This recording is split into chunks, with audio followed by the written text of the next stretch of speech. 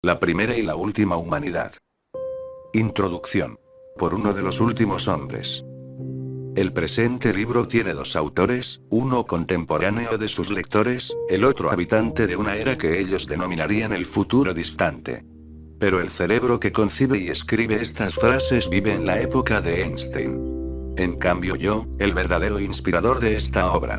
Yo, que la he concebido en ese cerebro. Yo, que influyó en esa concepción primitiva del ser, pertenezco a una era que, para Einstein, se encuentra en el remoto futuro. El escritor real cree que simplemente está ideando una obra de ficción. Si bien trata de contar una historia verosímil, ni él mismo la cree, ni espera que la crean los demás. Sin embargo, la historia es verdadera. Un ser que vosotros llamaríais un hombre del futuro se ha apoderado del dócil pero escasamente adecuado cerebro de vuestro contemporáneo, y está tratando de dirigir sus procesos conocidos para adecuarlos a un propósito extraño. Así, una época futura establece contacto con vuestra era.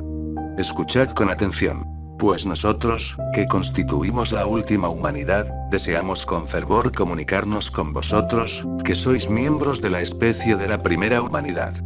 Nosotros os podemos ayudar, y necesitamos vuestra ayuda.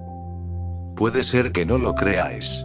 Vuestro conocimiento del tiempo es muy imperfecto, y por lo tanto no alcanzáis a comprenderlo.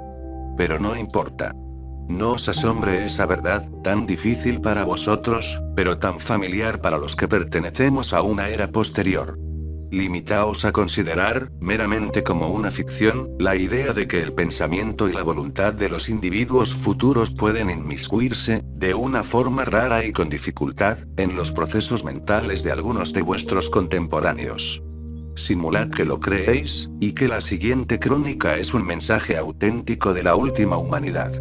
Imaginaos las consecuencias de semejante creencia. De no ser así, no puedo dar vida a la gran historia que tengo el deber de contar. Cuando vuestros escritores fabulan sobre el futuro, con excesiva facilidad se imaginan un avance hacia alguna suerte de utopía, en la que seres como ellos viven en una felicidad absoluta en circunstancias perfectamente acordes con una naturaleza humana determinada. Yo no describiré un paraíso semejante. En cambio, registraré tremendas fluctuaciones de alegría y pesar, resultados de cambios no solo en el entorno del hombre sino en su versátil naturaleza. Y debo contar cómo, en mi propia era, habiendo por fin alcanzado la madurez espiritual y una mente filosófica, y como consecuencia de una crisis que no había tenido en cuenta, el hombre se ve obligado a abordar una empresa repugnante y desesperada. Os invito, pues, a viajar en alas de la imaginación a través de los siglos que median entre vuestra era y la mía. Os pido que contempléis esa historia de transformación, dolor, esperanza y catástrofes imprevisibles que ocurre dentro del cinturón de la Vía Láctea, una historia nunca vista en ningún otro lugar. Pero primero vale la pena considerar durante unos momentos la mera magnitud de los acontecimientos cósmicos. Pues, resumida como debe ser necesariamente, la narración que tengo que contar puede parecer una secuencia de aventuras y desastres tumultuosos, sin intervención alguna de la paz. Pero, de hecho, el curso de la humanidad se ha parecido menos a un torrente de montaña precipitándose fragoroso de roca en roca, que a un vasto e indolente río, el cual en muy raras ocasiones presenta tramos de aguas torrenciales.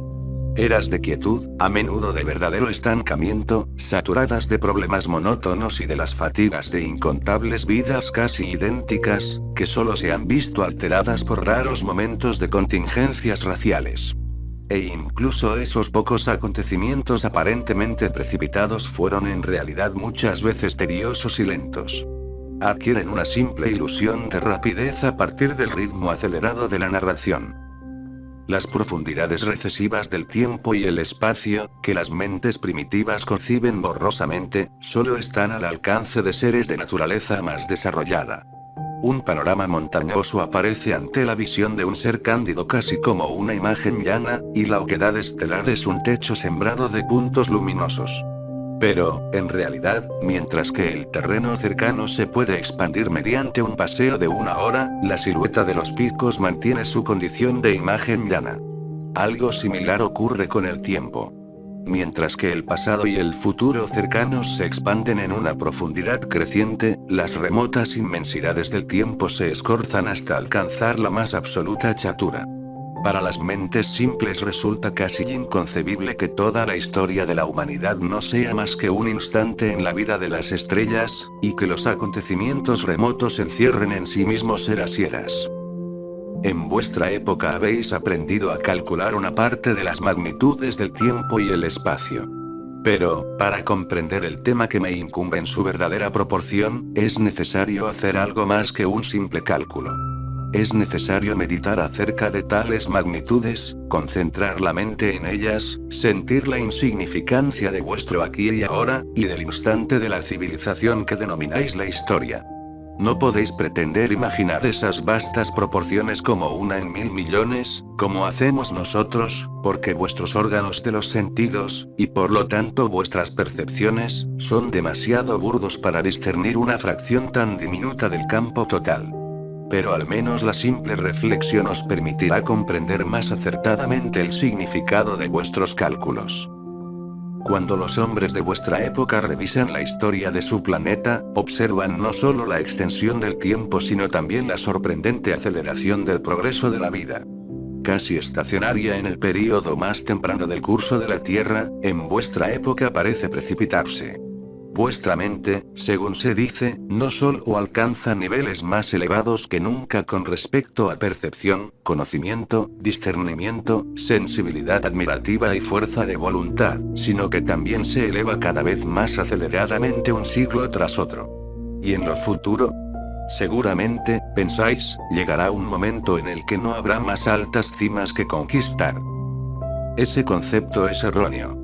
Desestimáis incluso las colinas que se yerguen delante de vosotros, sin sospechar en ningún momento que por encima de ellas, ocultos por las nubes, se abren precipicios y campos nevados.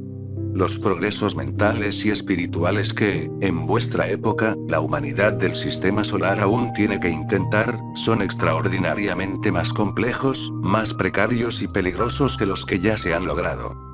Y si bien en ciertos aspectos nimios habéis alcanzado un desarrollo pleno, las fuerzas del espíritu más delicadas que anidan en vosotros ni siquiera han comenzado a echar brotes. De alguna manera, pues, debo ayudaros a percibir no solo la vastedad del tiempo y el espacio, sino también la amplia diversidad de los posibles modos de la mente. Pero eso tan solo os lo puedo insinuar, puesto que es mucho lo que se halla fuera del alcance de vuestra imaginación. Los historiadores que viven en vuestra época solo necesitan abordar un momento del flujo del tiempo. Yo, en cambio, tengo que presentar en una obra la esencia no de unos cuantos siglos sino de eras completas. Es evidente que no es posible avanzar sosegadamente a lo largo de un libro, en el que millones de años terrestres representan lo mismo que un año para vuestros historiadores. Tenemos que volar. Tenemos que viajar como lo hacéis vosotros en vuestros aviones, observando solo la configuración general del continente. Pero, puesto que el que vuela no alcanza de ver a los diminutos habitantes que se encuentran debajo de él, y son ellos al fin quienes hacen la historia, también tenemos que interrumpir nuestro vuelo con muchos descensos, planeando como si dijéramos por encima de los techos de las casas, y hasta aterrizando en algunos puntos críticos para hablar cara a cara con las personas. Y, así como el viaje aéreo ha de comenzar con una lenta ascensión desde la intrincada vista pedestre hasta horizontes más amplios, así nosotros debemos empezar con un examen más minucioso de ese corto período que abarca la culminación y el colapso de vuestra civilización primitiva.